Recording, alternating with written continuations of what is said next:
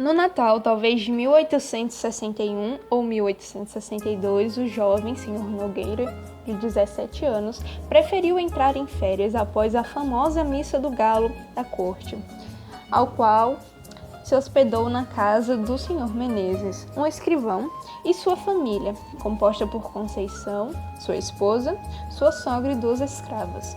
Na noite de Natal, à espera do horário da missa, teve uma estranha conversação com Conceição, esposa do escrivão, de cerca de 30 anos. Durante sua espera, tinha consigo um romance, Os Três Mosqueteiros, velha tradução, creio, do Jornal do Comércio. Sentou-se à mesa que havia no centro da sala e luz de um candeeiro de querosene enquanto a casa dormia. Trepou ainda uma vez ao cavalo magro de D. Artagan e foi-se às aventuras. Dentro em pouco estava completamente ébrio em dumas. Os minutos voavam, ao contrário do que costumam fazer quando são de espera. Ouviu bater 11 horas, mas quase sem dar por elas um acaso. Entretanto, um pequeno rumor que ouviu dentro veio acordar-lhe da leitura. Eram uns passos no corredor que ia da sala de visitas à de jantar. Levantou a cabeça, logo depois viu assomar à porta da sala o vulto de Conceição. Ainda não foi dormir? Perguntou ela. Não fui. Parece que ainda não é meia-noite. Que paciência. Conceição entrou na sala, arrastando as chinelinhas da alcova.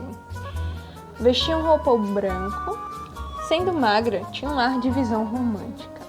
Fechou o livro, ela foi sentar-se na cadeira que ficava de frente a ele, perto do canapé. Como ele lhe perguntasse se havia acordado sem querer, fazendo barulho, respondeu com presteza. Não, qual? Acordei por acordar. Fitou-a um pouco e duvidou da afirmativa. Os olhos não eram de pessoa que acabasse de dormir. Parecia não ter ainda pegado no sono. Tal foi o calor de sua palavra que a fez sorrir. De costume, tinha os gestos demorados e as atitudes tranquilas. Agora, porém, ergueu-se rapidamente, passou para o outro lado da sala e deu alguns passos. Estreito era o círculo de suas ideias. Tornou ao espanto de ver-lhe esperar acordado. Ele repetiu-lhe o que ela sabia, isto é, que nunca ouvira missa de galo na corte e não queria perdê-la. É a mesma missa da roça. Todas as missas se parecem. Acredito, mas aqui há de haver mais luxo e mais gente também. Olhe, a Semana Santa na corte é mais bonita que na roça. São João não digo, nem Santo Antônio. Pouco a pouco tinha se inclinado, ficara os cotovelos na mármore da mesa e metera o rosto entre as mãos espalmadas. Não estando abordadas, as mangas caíram naturalmente e ele viu-lhe metade dos braços, muito claros e menos magros do que se podiam supor. A presença de Conceição despertara-lhe ainda mais do que o livro. Continuou a dizer o que pensava das festas da roça e da cidade, e de outras coisas que iam vindo à boca. Falava emendando os assuntos, sem saber porquê, variando deles ou tomando os primeiros, e rindo para fazê-la sorrir e ver-lhe os dentes que luziam de branco, todos iguaizinhos. Os olhos dela eram bem negros, mais escuros. E não saía daquela posição, que o enchia de gosto, tão perto ficavam suas caras. Realmente, não era preciso falar alto para ser ouvido. Ela, às vezes, ficava séria, muito séria, com a testa um pouco franzida. Afinal, cansou, trocou de atitude e de lugar, deu volta à mesa e veio sentar-se ao seu lado, no canapé. Mamãe está longe, mas tem um sono muito leve. Se acordasse agora, coitada, tão cedo não pegava no sono. Eu também sou assim. Riu-se da coincidência. Também ela tinha um sono leve. Eram 3 sonos leves. Havia também umas pausas, 2 ou 3 vezes. Pareceu que havia dormir, mas os olhos, cerrados por um instante, abriram-se logo sem sono nem fadiga, como se ela os houvesse fechado para ver melhor. A impressão dessa noite, que pareceu trucadas ou confusas. Contradigo, atrapalho, uma das que ainda tenho fresca, é que em certa ocasião, ela, que era apenas simpática, ficou linda, ficou lindíssima. Dali, relançou a vista pelo espelho, que ficava por cima do canapé. Falou de 2 gravuras que pediam da parede. Estes quadros estão ficando velhos. Já pedi a Chiquinho para comprar outros. Chiquinho era o marido. Os quadros falavam do principal negócio deste homem. Um representava Cleópatra. Não recordo o assunto do outro, mas eram mulheres vulgares. Naquele tempo não se pareciam feios. São bonitos. Bonitos são, mas estão manchados. E depois, francamente, eu preferiria 2 imagens de 2 santas. Estas são mais próprias para a sala de rapaz ou de barbeiro. De barbeiro? A senhora nunca foi à casa de barbeiro.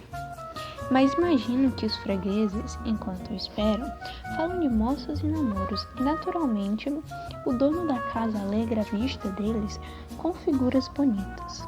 Em casa de família, é que não acho próprio. É o que eu penso, mas eu penso muita coisa, assim esquisita. Seja o que for, não gosto dos quadros.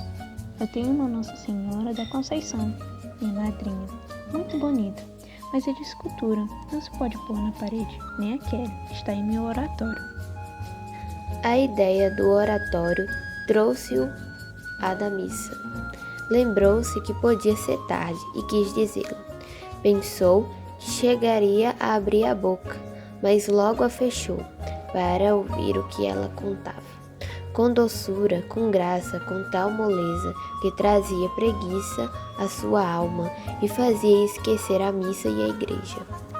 Concordou para dizer alguma coisa, para sair da espécie de sono magnético, ou o que quer que era, que o tolhia a língua e os sentidos. A conversa ia morrendo. Na rua, o silêncio era completo. Chegaram a ficar, por algum tempo, não podendo dizer quanto, inteiramente calados. O rumor único e escasso era o roer de um camundongo no gabinete, que o acordou daquela espécie de sonolência. Quis falar dele, mas não achou modo. Conceição parecia estar devaneando. Subitamente, ouviu pancadas na janela, do outro lado de fora, e uma voz que brandava. Missa do galo, disse ela levantando-se. Aí está o companheiro. Tem graça. Você é que ficou de ir acordá-lo e ele é que vem acordar você. Vá que hão de ser horas. Adeus. Já são horas? Perguntou. Naturalmente. Missa do galo, missa do galo. Repetiram do lado de fora, batendo. Vá, não se faça esperar. A culpa foi minha. Adeus, até amanhã. E com o mesmo balanço do corpo, Conceição enfiou pelo corredor dentro, pisando mansinho. Ele saiu à rua e achou o vizinho que o esperava. Guiaram dali para a igreja. Durante a missa, a figura de Conceição interpôs-se mais de uma vez entre ele e o padre. Ficou isto a conta dos seus 17 anos. Na manhã seguinte, no almoço, falou da missa do galo e da gente que estava na igreja sem hesitar a curiosidade de Conceição. Durante o dia, achou como sempre, natural benigna, sem nada que fizesse lembrar a conversação da véspera. Pelo ano bom, foi para Mangaratiba. Quando tornou ao Rio de Janeiro, em março, o escrivão tinha morrido de apoplexia. Conceição morava no Engenho Novo, mas nem a visitou nem a encontrou. Ouviu mais tarde que casara com o escrevente juramentado do marido. Bem, esta foi uma leitura um pouco resumida do conto A Missa do Galo, de Machado de Assis.